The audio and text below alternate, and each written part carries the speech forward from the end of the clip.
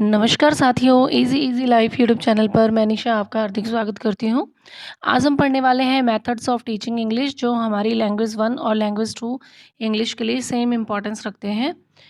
शुरू करते हैं ग्रामर ट्रांसलेशन मेथड से। इसमें मैंने कीवर्ड्स को ही यूज़ किया है जो प्रीवियस ईयर क्वेश्चंस पूछे गए हैं आरपीएससी के द्वारा, सीटेट के द्वारा फर्स्ट ग्रेड, सेकंड ग्रेड में और थर्ड ग्रेड में जो पूछे गए हैं वो सब इनमें इंक्लूडेड ही हैं इनके पॉइंट्स को।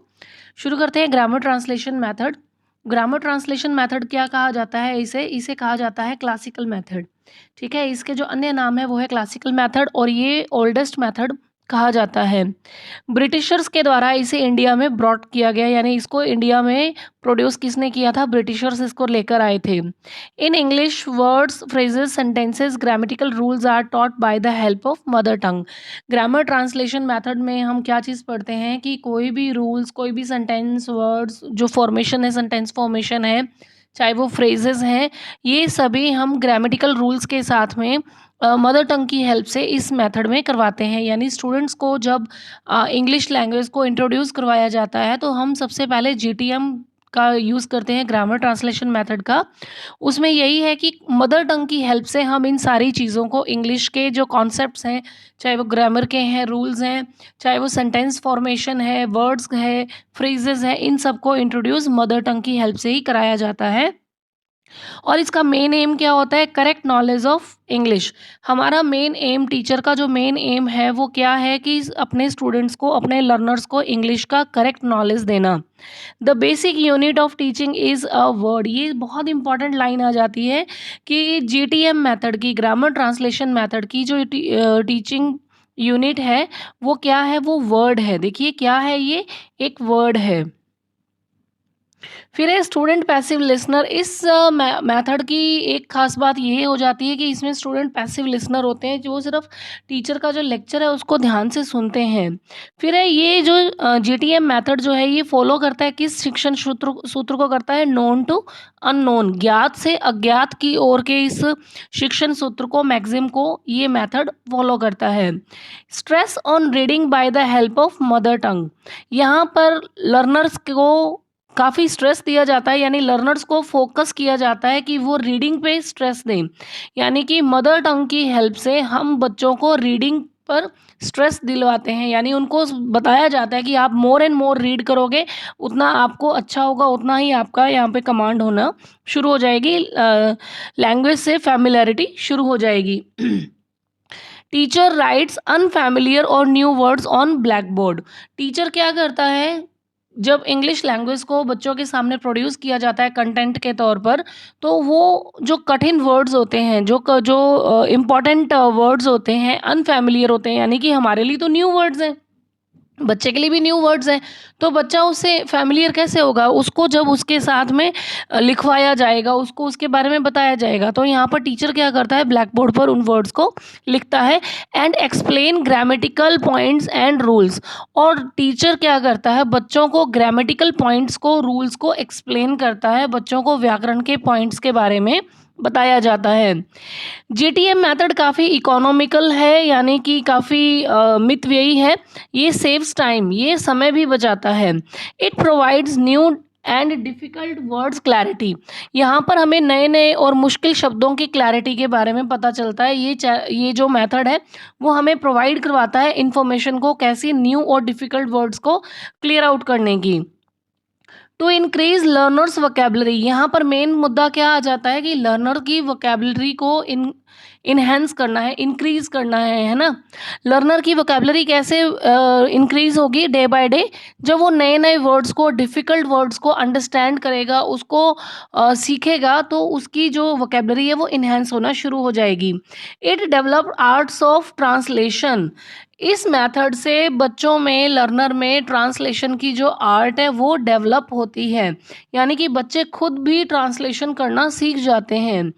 Suitable to overcrowded classroom. देखिए ये और एक बेनिफिशियल चीज़ आ जाती है जीटीएम मेथड की, वो ये है कि ये ओवर क्राउडेड क्लास में आसानी से पढ़ाया जा सकता है। This method establish a strong bond between the foreign phraseology यानी new ideas and mother tongue with old ideas.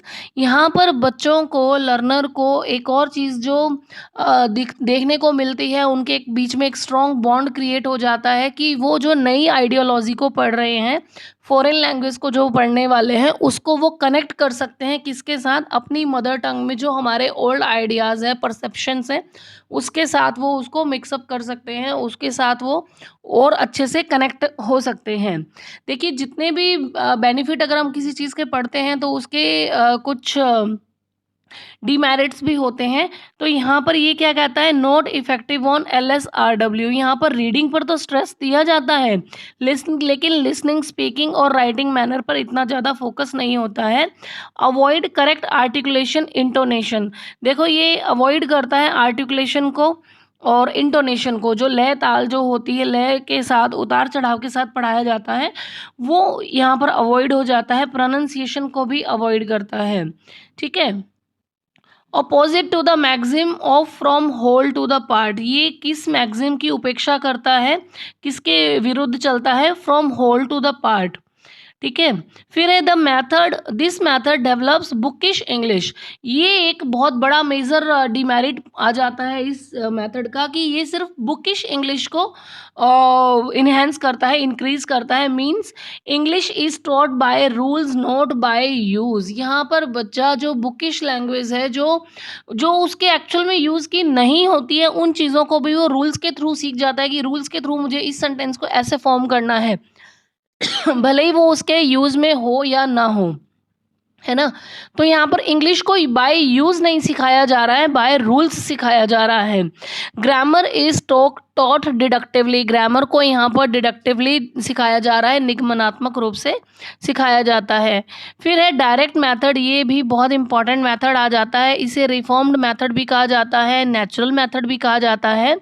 ये 1801 में इंट्रोड्यूस हुआ था। ओरिजिनेशन जो है इसका फ्रांस में माना जाता है, लेकिन इसके जो प्रिंसिपल्स हैं वो जर्मनी से डेवलप होकर आते हैं।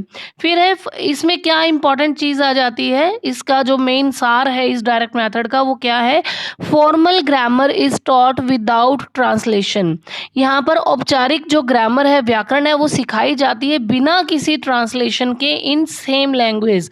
बिना किसी ट्रांसलेशन के सेम लैंग्वेज में सिखाया जाना है डायरेक्ट मेथड। यानी अगर आपको इंग्लिश सीखनी है तो आपको इंग्लिश टू इंग्लिश ही सिखाया जाएगा, in the form of conversation, discussion और रीडिंग। ये फॉर्मेशन कैसे हो सकता है, यानी कि सेम लैंग्वेज में आप उसको कैसे कैसे सिखा सकते हो। या तो आप कॉन्वर्सेशन के बातचीत के तरीके से सिखा सकते हो, डिस्कशन कि हम लैंग्वेज में डिस्कशन कर सकते हैं एक दूसरे के साथ में, तो हम सीख सकते हैं। और तीसरा है रीडिंग के थ्रू हम लैंग्वेज को सीख सकते हैं।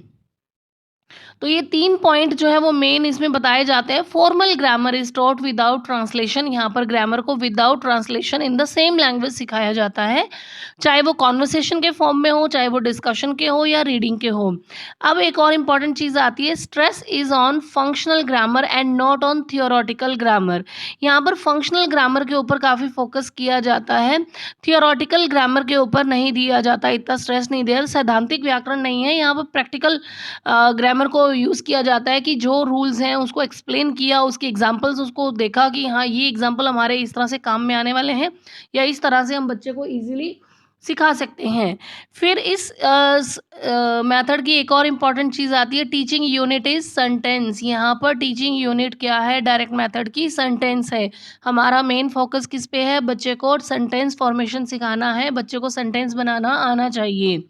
A lot of oral practice is must for everyone in the base is the basis of this method। इस मेथड की सबसे खास बात ये है कि इसमें आपको ओरल प्रैक्टिस बहुत अच्छे से आनी चाहिए। It is mandatory for both the learners and the teachers. यहाँ पर लर्नर और टीचर दोनों के लिए इंपॉर्टेंट हो जाता है ओरल प्रैक्टिस करना। जितना ज़्यादा आप ओरल प्रैक्टिस करोगे, प्रोनाउंसिएशन आपकी इम्प्रूव होगी, वर्ड्स और वर्ड मीनिंग्स के बारे में आपको पता लगेगा, सेंटेंस फॉर्मेशन के बारे में पता लगेगा, direct bond between thought and expression. यहाँ पर एक डायरेक्ट बॉन्ड क्रिएट हो जाता है किसके, थॉट्स और एक्सप्रेशन के बीच में, कि हम क्या सोच रहे हैं और उसको क्या अभिव्यक्त कर रहे हैं। बिल्कुल उसके एक बीच में एक डायरेक्ट बॉन्ड क्रिएट हो जाता है, जबकि जीटीएम मेथड में ऐसा नहीं होता है। वहाँ पर हम किसी चीज़ को सीखते हैं, फिर उसका ट्रांसलेशन करते हैं, यानी एक चीज़ को हम एक लैंग्वेज में पढ़ते हैं, फिर उसको दूसरी लैंग्वेज में कन्वर्ट करते हैं, ट्रांसलेट करते हैं, तो हमारे एक्सप्रेशन में कुछ चेंजेस आ जाते हैं। लेकिन यहाँ पर डायरेक्ट मेथड क्या कहता है कि आपका डायरेक्ट बॉन्ड क्रिएट हो जाता है आपके थॉट्स और एक्सप्रेशन के बीच में, जब आप किसी भी लैंग्वेज को कॉन्वर्सेशन के, डिस्कशन के, रीडिंग के, किसी भी तरीके से अगर सेम लैंग्वेज में ही सिखाने की कोशिश करते हो, तो वो आपके लिए ज़्यादा बेनिफिशियल हो जाता है। फिर है ample scope for the use of AV aids. यहाँ पर एक पर्याप्त आपको सुविधा मिलती है, एक पर्याप्त स्थान मिलता है कि आप अपने ऑडियो विजुअल एड्स को यूज़ कर सके। डायरेक्ट मेथड की एक और अच्छी बात ये होती है कि इसमें आप बहुत ज़्यादा अच्छे से यूज़ कर सकते हो ऑडियो विजुअल एड्स को, दृश्य श्रव्य सामग्री को आप इसमें यूज़ कर सकते हो, which make teaching easy, interesting and concrete, जिससे हमारे जो टीचिंग है लर्नर के प्रति, जो लर्नर को हमने सिखाना है वो आसान हो जाता है, इंटरेस्टिंग यानी रुचिकर हो जाता है, और कॉन्क्रीट भी हो जाता है, यानी वो स्थायी हो जाता है, मूर्त रूप भी उसको मूर्त रूप से उसके बच्चे के दिमाग में वो चीज़ें बैठती हैं जब वो उन चीज़ों को अच्छे से देखता है।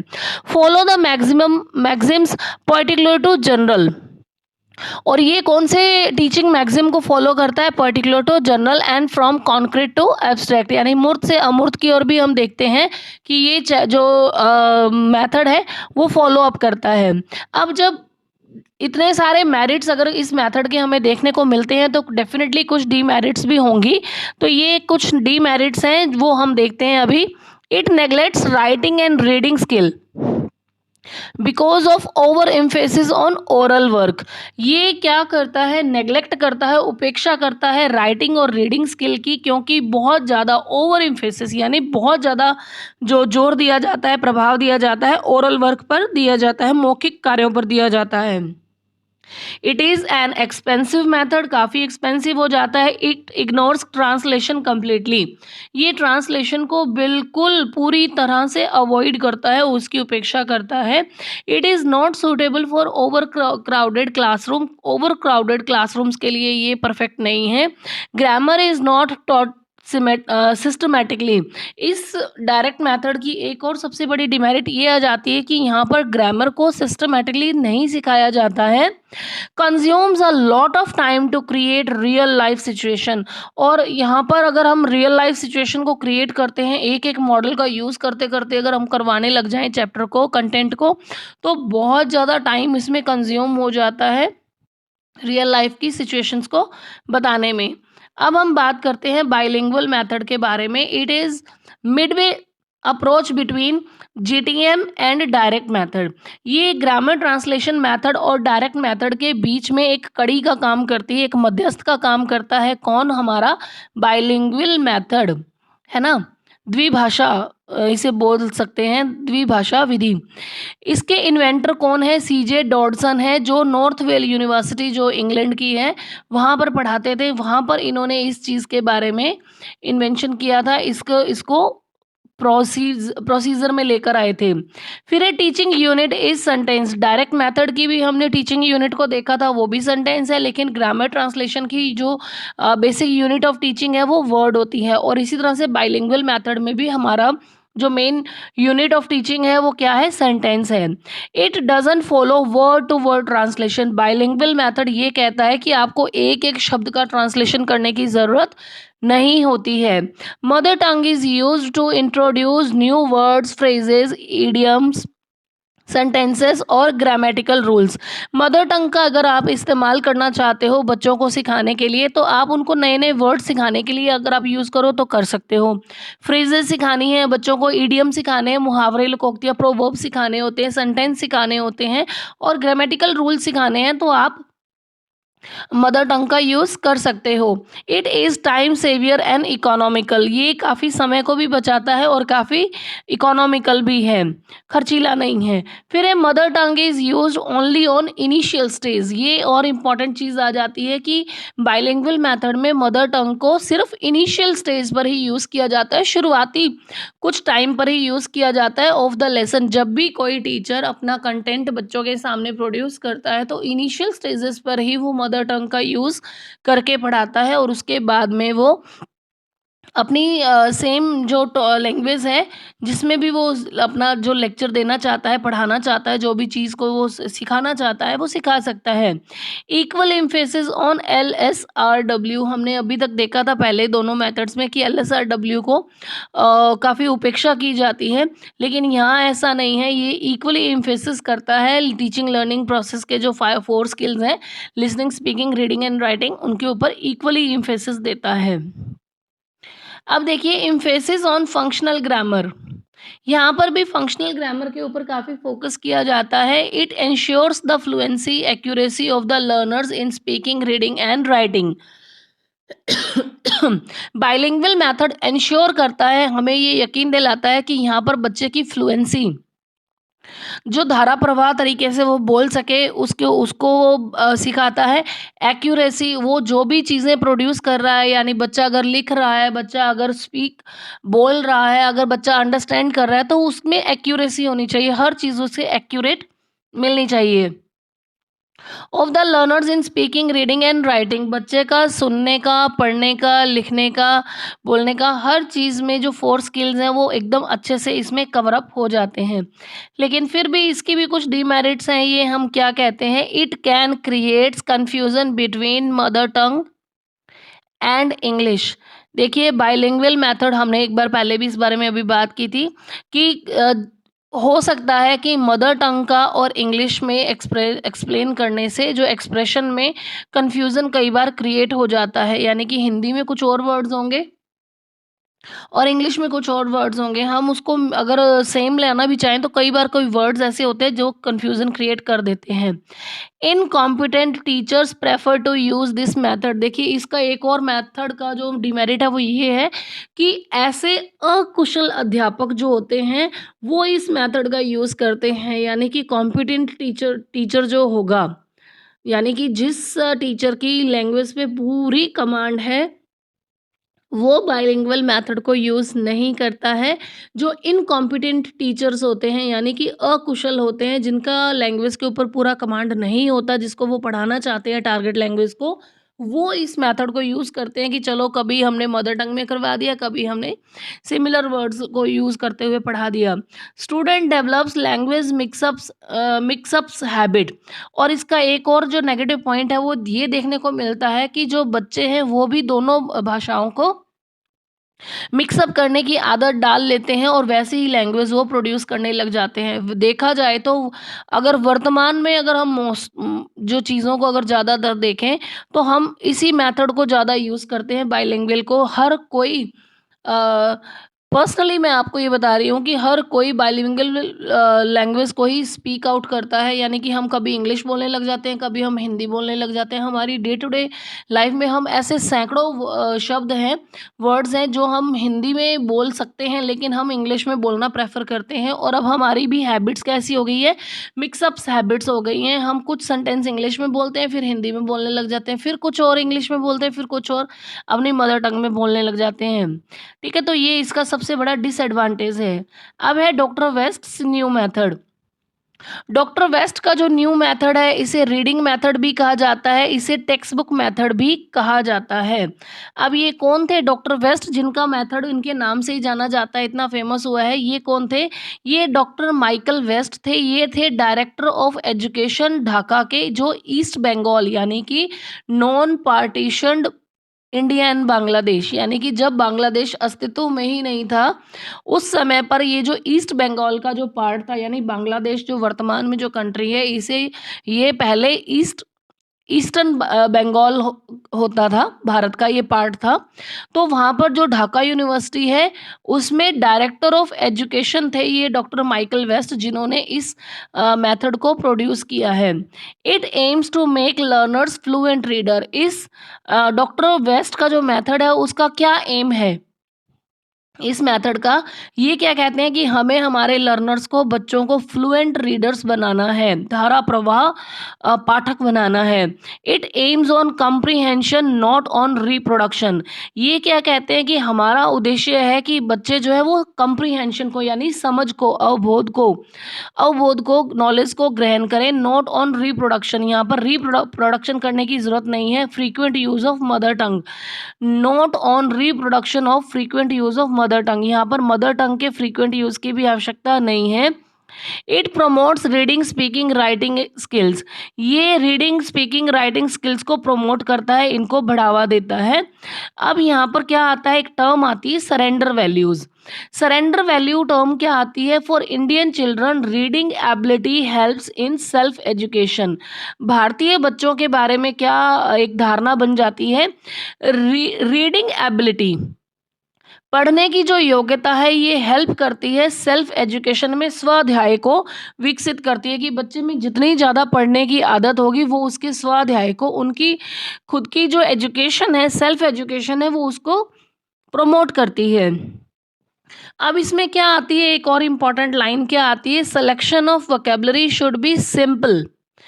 यहाँ पर जब बच्चों को पढ़ाया जाए तो उसकी वोकेबलरी इतनी सिंपल होनी चाहिए according to the mental development of the learners, कि यहाँ पर बच्चों के मानसिक विकास को ध्यान में रखते हुए कोई भी कंटेंट जो आप पढ़ा रहे हो, उसको इस तरह से सेलेक्ट करना है कि वो बहुत सिंपल हो, बच्चों के मेंटल डेवलपमेंट के अनुसार हो। इसके लिए उन्होंने 3 तरह की रीडिंग स्किल्स के बारे में बताया है। और वो क्या है, एक तो है हमारी रैपिड रीडिंग। रैपिड रीडिंग क्या होता है, जिसे फटाफट पढ़ लिया जाए, ये इसे एक्सटेंसिव रीडिंग भी कहा जाता है। इसके ऊपर ज़्यादा इम्फेसिस जोर डाला गया है। जो हम छोटी छोटी बुक्स देखते हैं 5 या 6 चैप्टर्स वाली, 7-8 चैप्टर्स होते हैं, 9-10th में लगती होती है रैपिड रीडर, यानी इसमें कहानियाँ होती है जिसको जल्दी जल्दी पढ़ा जा सकता है। एक है लाउड रीडिंग का कॉन्सेप्ट दिया। लाउड रीडिंग का मतलब होता है करेक्ट प्रोनाउंसिएशन पर दिया गया है, वे ऑफ रीडिंग। यहाँ पर वे ऑफ रीडिंग को दिया बताया जाता है कि कैसे करेक्ट प्रोनाउंस हमने वर्ड्स को करना है। फिर है साइलेंट रीडिंग। साइलेंट रीडिंग का मतलब होता है डीपर मीनिंग। जब हमें किसी चीज़ का गहन अध्ययन करना हो, बहुत अच्छे से किसी चीज़ को रीड आउट करना हो, तो हम साइलेंट रीडिंग का सहारा लेते हैं। ये इंटरप्रिटेटिव होती हैं हैबिट्स फॉर इनर कंटेंट, यानी कि कोई ऐसे जो इनर कंटेंट होते हैं, यानी आत्मसात करने वाले, बहुत गहराई से चिंतन मनन करके जिन चीज़ों को पढ़ना होता है, उसके लिए लाउड रीडिंग नहीं होनी चाहिए, साइलेंट रीडिंग होनी चाहिए, जिससे हम उसके गहन अर्थों को ज्ञात कर सकें। Economical in time and money matter. बिल्कुल, ये टाइम के हिसाब से, मनी मैटर के हिसाब से काफ़ी इकोनॉमिकल मेथड है। अब फिर भी डॉक्टर वेस्ट के मेथड की, न्यू मेथड के भी कुछ डीमेरिट्स हैं। वो क्या बताए जाते हैं, speech should be learned in priority. यहाँ पर स्पीच पर जो है वो लर्नर के लिए सिखाया जाना चाहिए प्रायोरिटी में, जबकि नहीं सिखाया जाता। Not suitable for over crowded classroom, ये भी ओवर क्राउडेड क्लासरूम्स के लिए ओके नहीं है। It can't teach correct pronunciation, grammar, composition, language learnings for fold aspects. यानी कि हमारे ये जो 4 फोल्ड एस्पेक्ट्स होते हैं, listening, speaking, reading and writing, उसमें हम ग्रामर को, कंपोजिशन को, लैंग्वेज लर्निंग के ये जो हमारे स्किल्स हैं, उनको यहाँ पर पूरी तरह से नहीं सिखाया जाता है। Except of reading all are ignored. सिवाय रीडिंग के यहाँ पर हर चीज़ की उपेक्षा की जाती है। Forced use of mother tongue, limited vocabulary. यहाँ पर मदर टंग का जो है वो यूज़ ज़बरदस्ती करवाया जाता है, सिखाया जाता है कि नहीं नहीं, आपको पढ़ना है तो इसी में पढ़ लो, कोई बात नहीं, पर पढ़ो सही। इससे क्या है कि हमारी वोकेबलरी लिमिटेड हो जाती है। मोर एंड मोर रिपीटेशन, यहाँ पर रिपीटेशन बहुत ज़्यादा होता है, बार बार किसी चीज़ की पुनरावृत्ति होती रहती है। अब हम बात करने वाले हैं हमारे 5वें मेथड की, जो हमारा आखिरी मेथड है, the substitutional method, table method.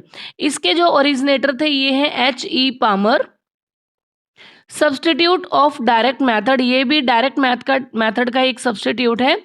इसमें क्या बताया गया है हमें, देखिए ये एक पीएडी मैकार्थी व्यक्ति रहे हैं।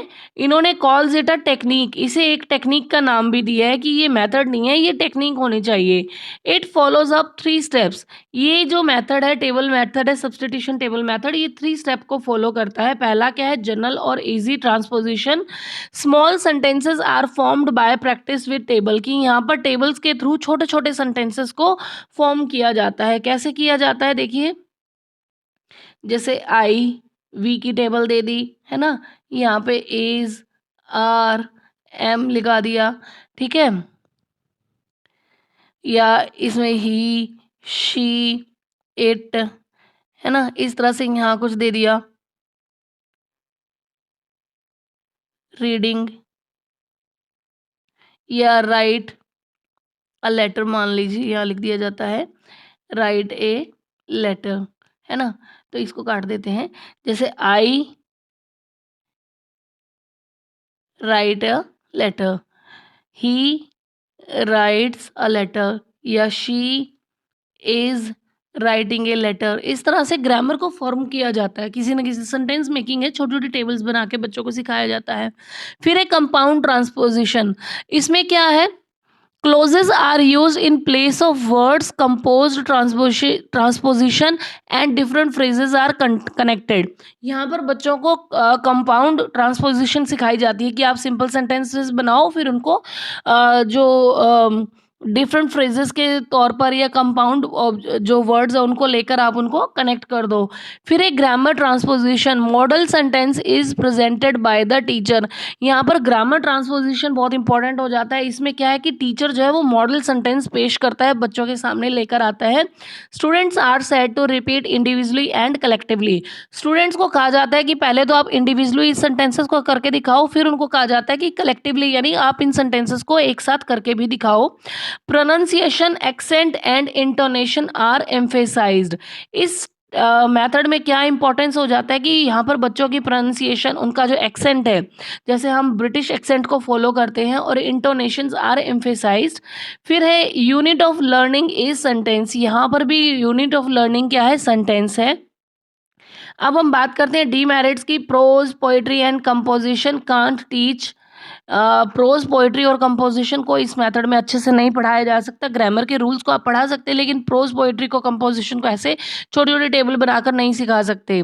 Much stress on oral work, इसमें भी ओरल वर्क पर बहुत जोर दिया जाता है। After a long procedure of time linguistic habits can be formed, बहुत लंबी प्रक्रिया के बाद, बहुत लंबी प्रैक्टिस के बाद लिंग्विस्टिक हैबिट्स जो है वो तब जाकर फॉर्म होती हैं।